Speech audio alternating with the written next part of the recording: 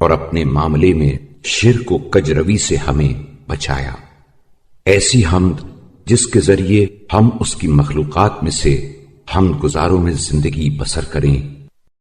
اور اس کی خوشنودی و بخشش کی طرف بڑھنے والوں سے سبقت لے جائیں۔ ایسی حمد جس کی بدولت ہمارے لیے برزخ کی تاریکیاں چھٹ جائیں اور جو ہمارے لیے قیامت کی راہوں کو آسان کر دے اور حشر کے مجمع عام میں ہماری قدر و منزلت کو بلند کر دے،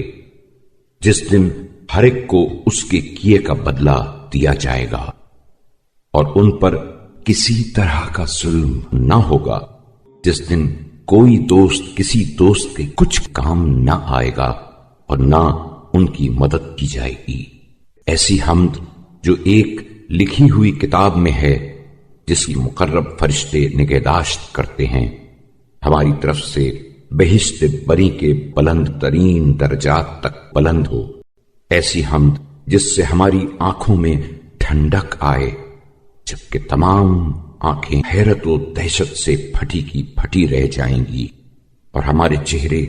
روشن و درخشاں ہوں جبکہ تمام چہرے سیاہ ہوں گے۔ ایسی حمد جس کے ذریعے ہم اللہ تعالی کی بھڑکائی ہوئی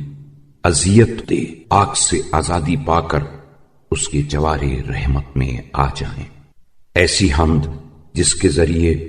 ہم اس کے مقرب فرشتوں کے ساتھ شانہ بشانہ بڑھتے ہوئے ٹکرائیں اور اس منزل جاوید و مقام عزت و رفعت میں جسے تغیر و سوال نہیں، اس کے فرستادہ پیغمبروں کے ساتھ یکجا ہوں۔ تمام تعریف اس اللہ کے لیے ہے